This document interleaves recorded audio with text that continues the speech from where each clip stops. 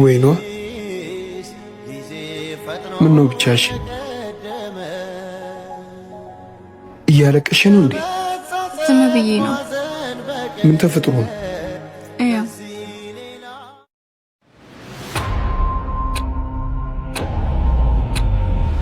መባረሩን አወቀ መሰለኝ። ሴጣን የት ነው ያለችው? አብርሽ ምን ልታደርግ ነው? እዚህ ስመጣ ነው ሆቴል ያጡት። ከዚህ መስሪያ ቤት መቼም አልወጣ። ላውራት እፈልጋለሁ። እሺ እንደዛ ከሆነ እላይ ናት። እሺ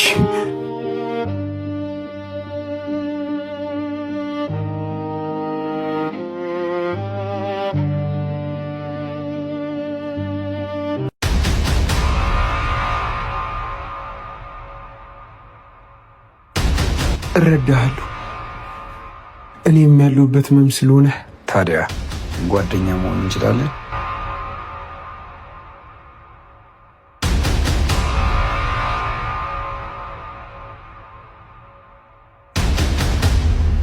አብርሽ እንዴት ሆንክ? ነገሮች ተበላሽቷል። አለቃቸውን ማግኘት አልቻልኩም። እዚህ ታች ነበር። ጥበቃ መስሎ በስልክ ሲያወራ ሰምቼዋለሁ። ፊቱን ታስታውሻለሽ? ፊቱን አላየሁትም፣ ግን ተነስቶ ሲወጣ እጁ ላይ የሆነ ታቶ ነገር አይቻለሁ። ምን አይነት ቁጥር ነገር ነው? 4 ምናምን። ቆንጆ ጨዋታ። ሁሉም ነገር ዛሬ ያበቃል። ፈጥኖ የቀደመ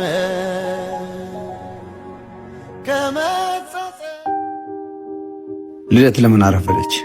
መኪናዋ አጋራጅ ገብቷል። ለዛ ነው አለቃ።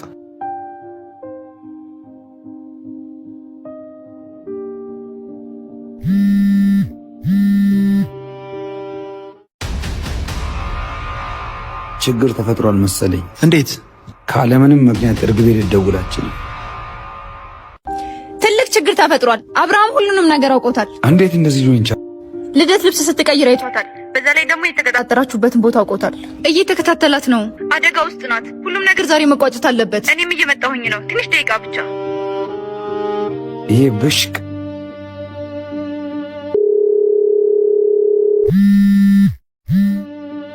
ሄሎ አለቃ። ልደት ችግር ውስጥ ነሽ። ምን ተፈጠረ? ረጋ ብለሽ አምልጪ። አብርሃም ሁሉ ነገር አውቆታል። ከኋላሽ እየተከተለሽ። ቶሎ እንድረስ።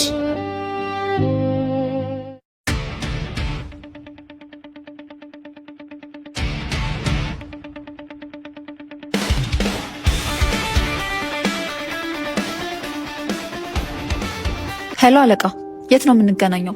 የት ብንገናኝ ለአንቺ ይቀልሻል? ከፕላዛው ጀርባ ጭር ያለው አስፓልት ላይ እንገናኝ። በቃ እዛው እንጠብቅሻለች። እሺ።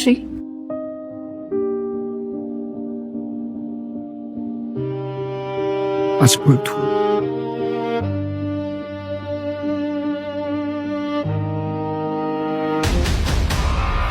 አብርሽ፣ ፍቅር እዚህ ምን ትሰሪያለሽ?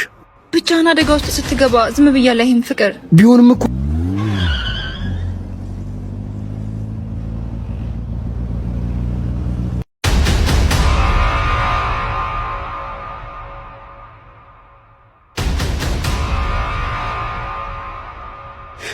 ለምንድን ነው እቴን የነጠቃችሁ? እውነቱን ማወቅ ትፈልጋለህ? አልገባኝም። ወይኗ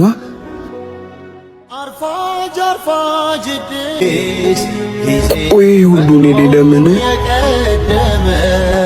ምን አጥፍቼ ነው? የእውነት ያፈቀርኩ መስሎ ነበር። አትሳሳት። ይሄ ሁሉ በቀል ነው፣ በቀል። ወይኔ እሸት ቃታውን ሳቢው። እንደምንፈልገው ተበቀል ነው። ሁሉም ነገር አጥቷል። በቃ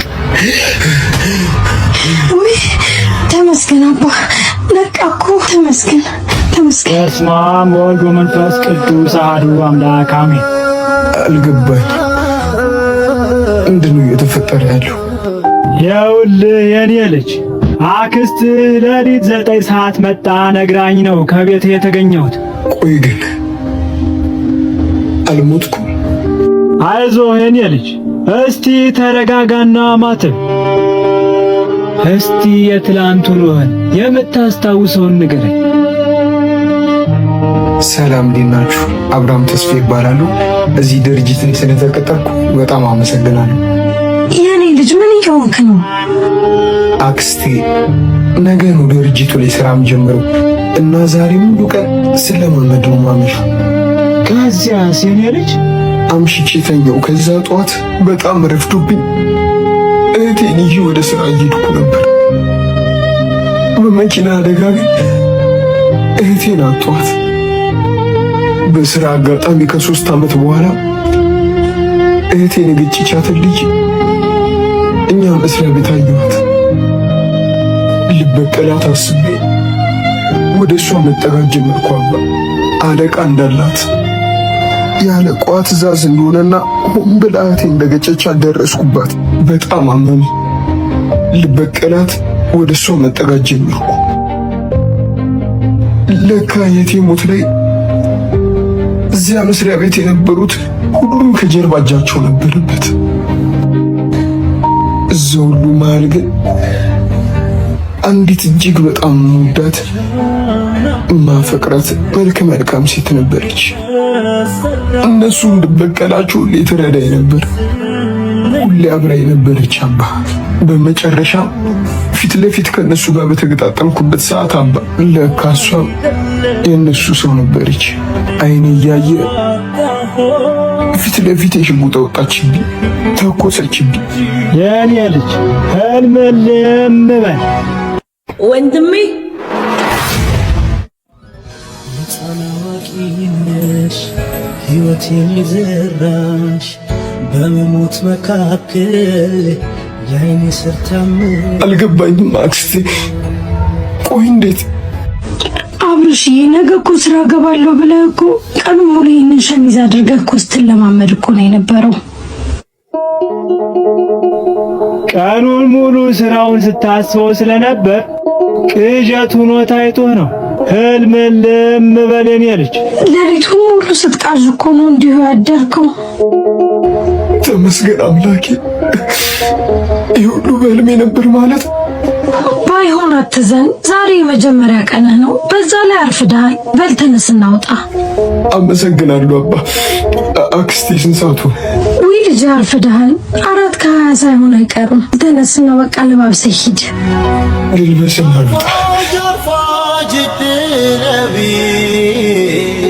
ጊዜ ፈጥኖ የቀደመ